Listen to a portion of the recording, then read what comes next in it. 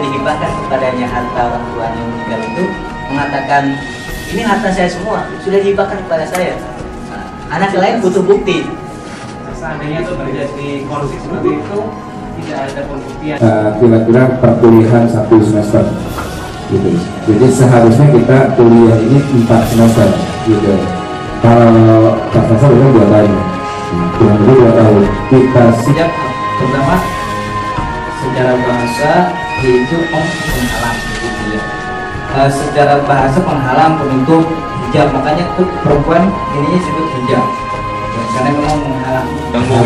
Ini pakai ilmu kan. Tadi jurus kita lewat ilmu nih.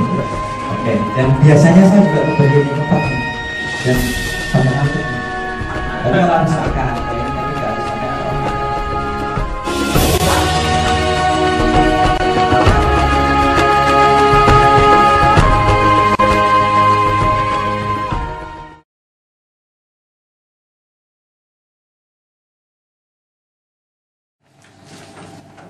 Baik, kita mulai pada sesi yang pertama. Bismillahirrahmanirrahim. Alhamdulillah wassalatu wassalamu ala Rasulillah wa ala alihi wa ashabihi wa man tabi'ahu wa ala. Amma ba'd. Sesi yang pertama ini seperti yang tadi disampaikan Ustaz Ahmad Sarwat adalah sesi dasar. Kita hanya ingin mengenal untuk apa kita belajar ilmu waris, kemudian istilah-istilah yang ada dari ilmu waris, dan juga beberapa hal yang memang harus diketahui sebelum kita bisa menghitung ilmu waris itu. Nah, apa saja yang ada di sesi pertama ini? Yang pertama adalah mengapa harus belajar ilmu waris atau mawarid, atau nama lain dari ilmu waris adalah ilmu faraid. Kemudian yang kedua pengertian, yang ketiga pensyariatan, dan yang keempat kita akan membahas tentang rukun, syarat, dan mawani. Nanti kita akan tahu apa dari makna dari ketiga hal tersebut. Mengapa harus belajar ilmu mawaris atau ilmu faraid? Why? Yang pertama, ini yang pertama ya, ada ancaman kekal di neraka. Ayatnya, wa may ya'sillaha wa rasulahu wa yata'adda hududahu yudkhilhu naran khalidan fiha wa lahu 'adzabun muhin. Nah, ini berada pada ayat-ayat mawaris. Surat An-Nisa ayat 11, 12, 13 itu tentang pembagian. Siapa yang dapat setengah, siapa yang dapat seperempat, siapa yang dapat sepertiga, seperenam, seperdelapan, dan sebagainya. Setelah ayat itu dijelaskan, Allah Subhanahu wa Ta'ala berfirman, tilka hududullah. Yang tadi itu adalah hududullah, ketetapan Allah Subhanahu wa Ta'ala. Kemudian di bawahnya wa may ya'sillaha wa rasulahu wa yata'adda hududahu, barang siapa yang mendurhakai Allah dan Rasulnya dan melanggar ketentuan-ketentuannya, yang tadi itu hududullah, yudkhilhu naran, niscaya Allah akan memasukkannya ke dalam api neraka, kekal di dalamnya. Walahu adzabun muhin, dan baginya adzabun muhin. Biasanya ancaman kekal di neraka kan bagi orang-orang yang kafir. Kaum muslim, ya sebagian kaum muslimin nanti karena memang punya dosa di dunia kan harus dibersihkan dulu di neraka agar bisa masuk ke surga. Tapi orang kafir, sebaik apapun dia, sehebat apapun dia kebaikannya di dunia, tetap kebaikannya sama sekali tidak ada fungsinya di akhirat di hadapan Allah Subhanahu wa Ta'ala.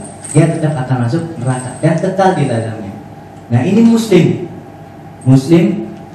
mungkin juga rajin sholat, mungkin juga sudah bolak-balik naik haji ya, setiap tahun. Tapi kalau tidak menjalankan syariat Allah berupa ilmu mawaris ini, ancamannya adalah yudkhilhu naran khalidan, memasukkannya ke dalam api neraka, kekal di dalamnya, persis seperti orang-orang kafir itu ya. Walau adzabun muhin, dan baginya adab yang pedih. Nah, dan pada hari ini kita melihat banyak ya, orang yang membagi waris tidak menggunakan cara-cara yang Islam ajarkan. Ada yang menggunakan adat istiadat, ada yang semuanya gitu, adil aja dibagi aja nggak apa-apa seperti itu. Ada yang menggunakan cara barat, karena hukum kita adalah warisan dari hukum Belanda. Ada yang pakai seperti itu. Bagaimana Islam mengaturnya nanti akan kita bahas bersama. Kemudian alasan yang kedua adalah perintah langsung Nabi SAW secara khusus untuk belajar ilmu waris. Di dalam Islam ada fikih sholat, ada fikih zakat, tetapi tidak ada perintah langsung dari Rasulullah SAW untuk pelajarilah zakat, pelajarilah puasa, pelajarilah fikih sholat dan seterusnya. Tetapi khusus ilmu mawaris ini, meskipun biasanya mawaris ada di dalam bab-bab fikih, ternyata Rasulullah punya perintah langsung untuk mempelajarinya. Ta'allamu al-fara'id, pelajarilah ilmu faraid, wa'allimuhu, dan ajarkanlah. Fa'innahu yunsa wa huwa awwalu ma yunsa min ummati. Fa'innahu yunsa, karena dia setengah dari ilmu, wa huwa awwalu ma yunsa min ummati, dan dia adalah yang pertama kali akan dicabut dari umatku. Perintah langsung dari Rasulullah SAW untuk mempelajarinya. Selanjutnya, kenapa kita harus belajar ilmu waris? Karena mempelajari ilmu waris sejajar dengan mempelajari Al-Quran. Ini diambil dari athar Umar bin Khattab radhiyallahu anhu.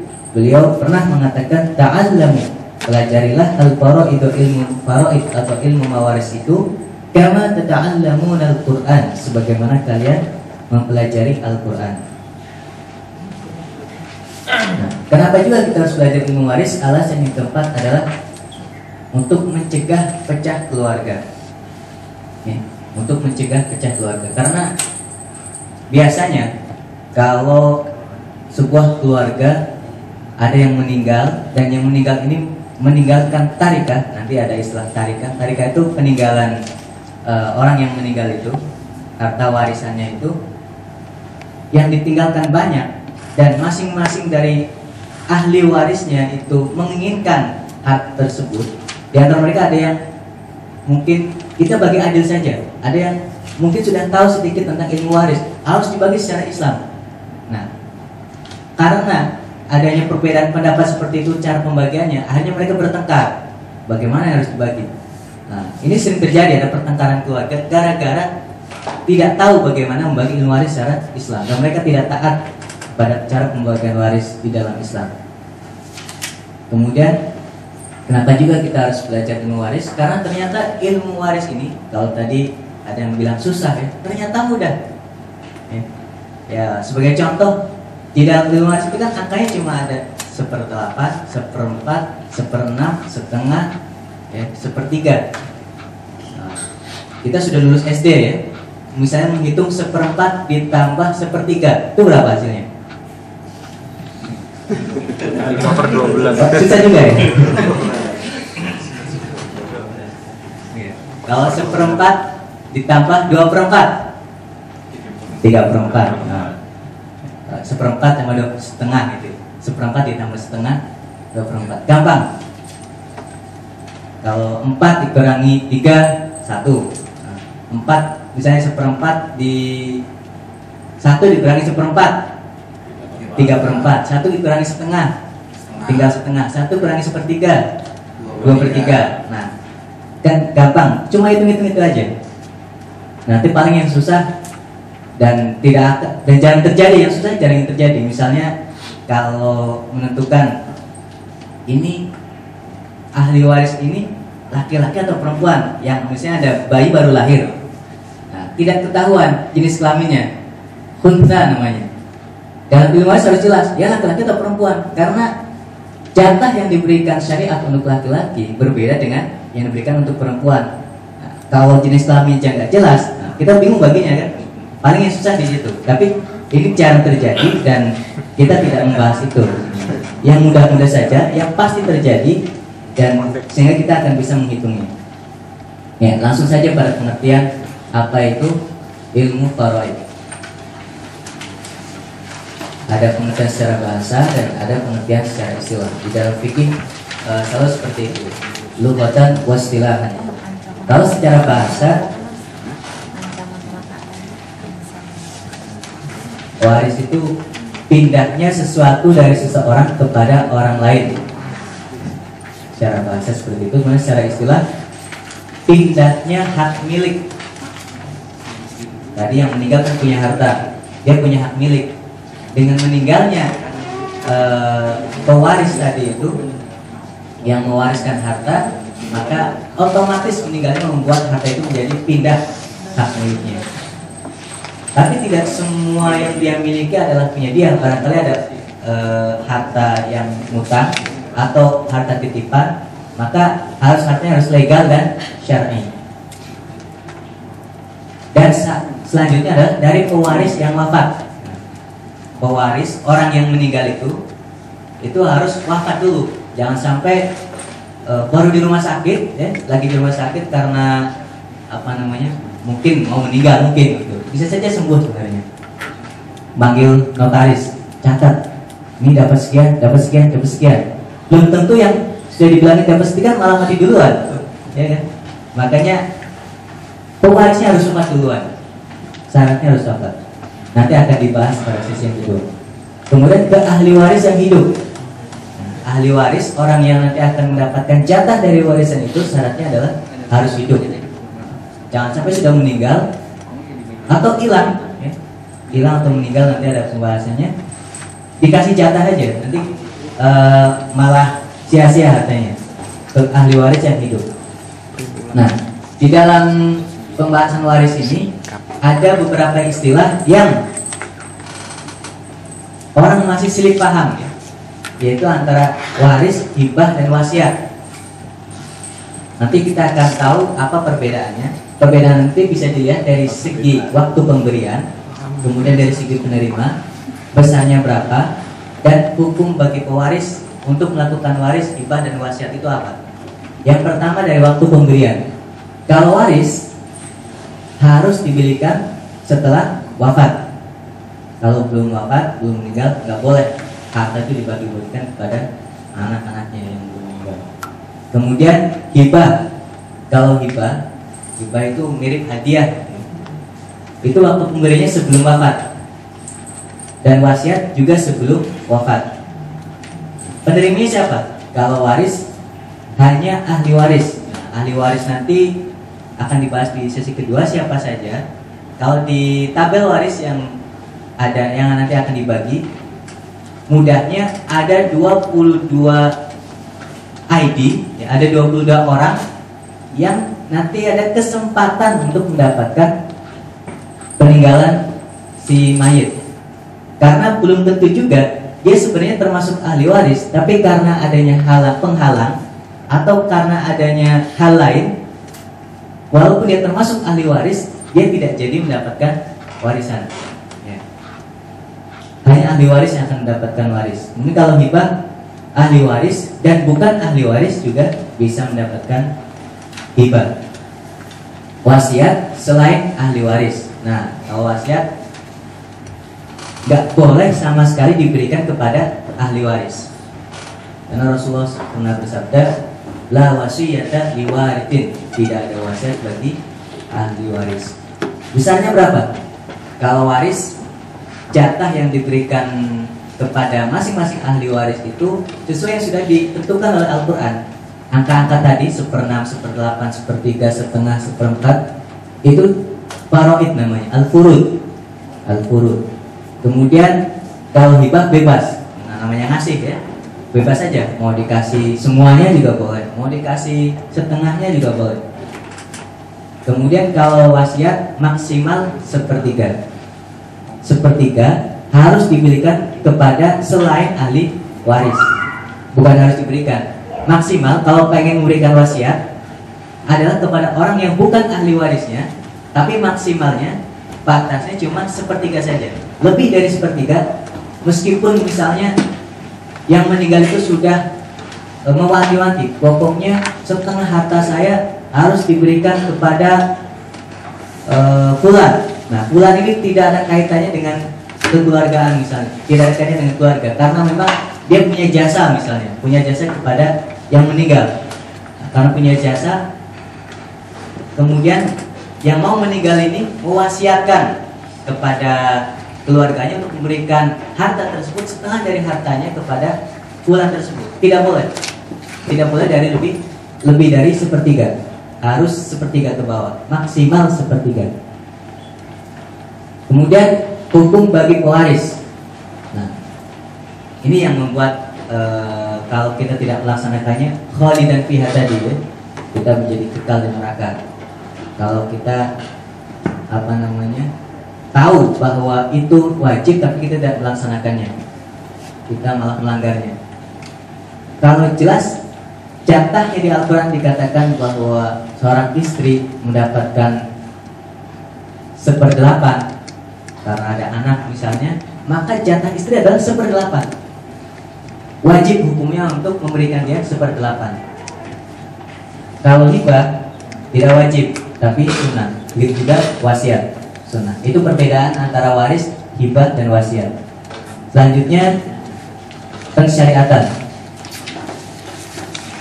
Kalau pensyariatan bisa dibaca sendiri ya.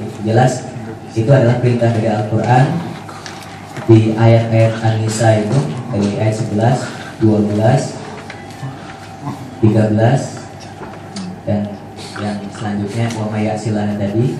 Kemudian dari hadis Rasulullah bersabda al-hiqu al-fara'idu bi ahliha fa ma baqiya bali aula rajulin takar. Bagikanlah harta peninggalan warisan kepada yang berhak, dan apa yang tersisa menjadi hak laki-laki yang paling utama. La yarisul muslim al-kafir wal kafir al-muslim. Seorang muslim tidak mendapat warisan dari orang kafir, dan orang kafir tidak mendapat warisan dari seorang muslim. La yatawarathu ahli millataini syatta. Dua orang yang berbeda agama tidak saling mewarisi. Kemudian ijma. Para ulama sepakat bahwa hukum waris itu memang ada sunnah dan sunnah tadi dan ijma para ulama. Selanjutnya kita akan bahas tentang rukun, syarat, dan mawani. Apa itu rukun? Ya, setiap ibadah kita kan ada rukunnya. Sholat rukunnya ada niat, baca Fatihah dan seterusnya. Kalau waris itu rukunnya ada 3. Yang pertama adalah al-muwarrith. Al-muwaris itu siapa? Orang yang meninggal itu harus ada al-muwaris, pewaris wafat yang hartanya mau dibagi waris.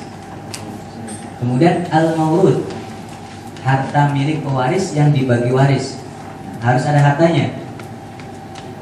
Kemudian al-warith, ahli waris yang berhak menerima harta warisan. Jadi rukun dari pembagian waris ini ada 3, harus ada al-muwarrith, kemudian al-maurud, dan yang ketiga adalah al-warith. Harus ada orang yang wafat, kemudian yang wafat itu punya harta, dan yang wafat itu punya ahli waris yang nanti akan berhak dapat atau menerima bagian dari harta warisan. Tadi rukun, sekarang syarat. Syaratnya apa saja? Syarat yang pertama adalah mautu al-muwarris, wafatnya muwaris. Jangan sampai baru sekarat ya, atau masih sakit, atau mungkin masih sehat juga. Kadang ada yang sehat sudah model notaris untuk membagi-bagikan warisannya.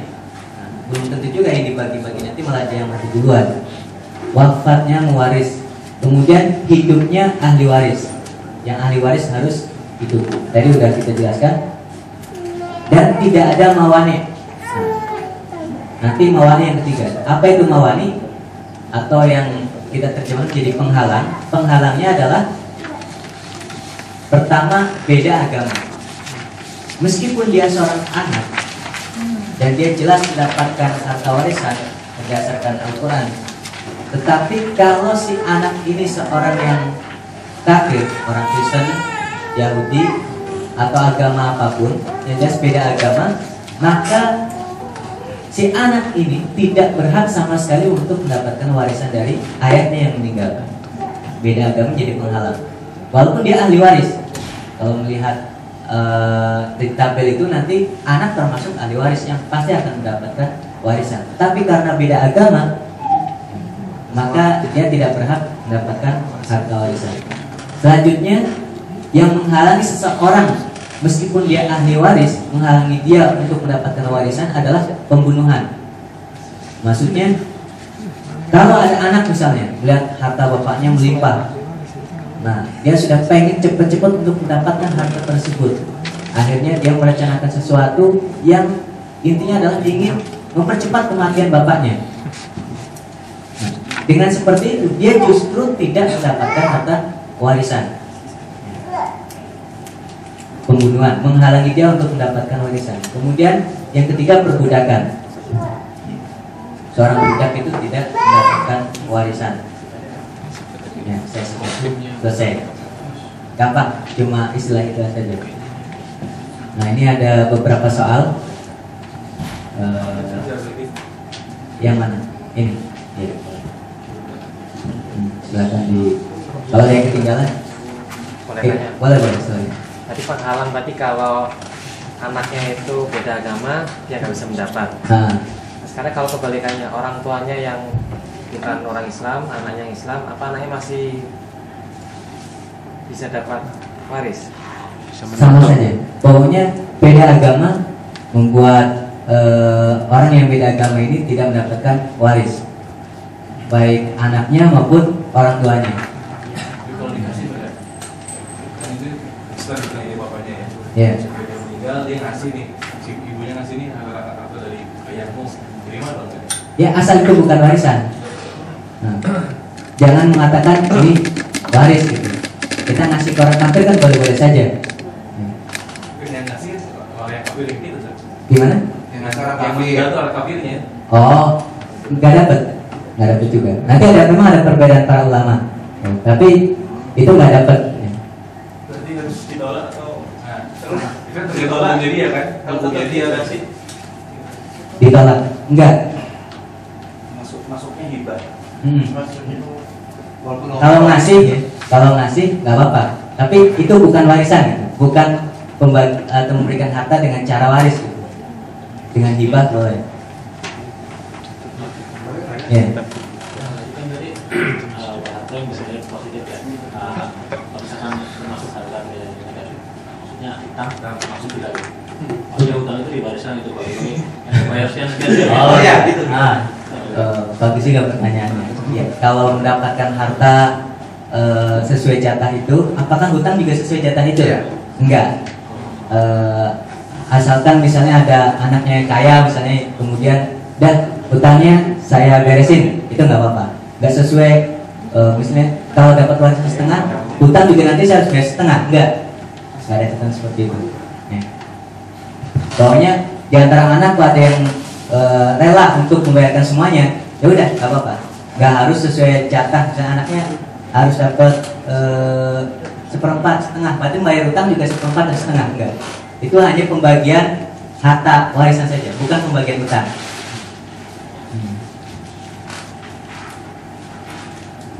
Ada yang lain? Ayo silakan. Kalau wasiat boleh nggak beda agama? Wasiat beda agama. Boleh. Boleh. Kalau misalkan hibah sebelum, tadi kan dari hibah ya, hibah sebelum meninggal gitu ya. Misalkan itu nggak ada batasnya. Misalkan gini, sebelum meninggal, saya berikan, misalnya ada tabungan, ini tabungannya tolong saya kasih ke kamu semua gitu. Misalkan. Nah, setelah meninggal itu berarti bukan termasuk harta waris ya? Bukan, kalau sudah dihibahkan, maka ketika meninggal harta apa yang tersisa dari yang dihibahkan itu? Jadi yang belum sama sekali dihibahkan gitu. Itu yang menjadi harta milik yang nanti akan dibagikan. Yang dihibahkan sudah bukan hak miliknya dia. Jadi nggak bisa diganggu gugat. Nggak bisa diganggu Karena gugat. nyebutnya bukan wasiat tapi nyebutnya hibah. Ini saya kasih ke kamu gitu. Termasuk wasiat juga nggak boleh diganggu gugat. Hibah juga nggak boleh. Nah kalau misalkan ngasih hibah aja keseluruhan harta gimana itu? Ya, karena orang ngasih kan terserah, ngasih semuanya. Jadi memang nggak ada batasan. Wasiat kan setelah mati ya. Makanya harus ada anak lain lah. Ya, silakan. Nanti pikiran juga saja misalnya. Jadi kalau misalnya ada seorang tua ada lagi anak yang melakukannya terus ada anaknya itu nggak apa-apa terus orang tuanya pada bulan nanti saya mati dulu anak ini nanti kemana-mana nanti saya hibah dulu anak-anak baik-baik aja gitu nanti saya mati dia biar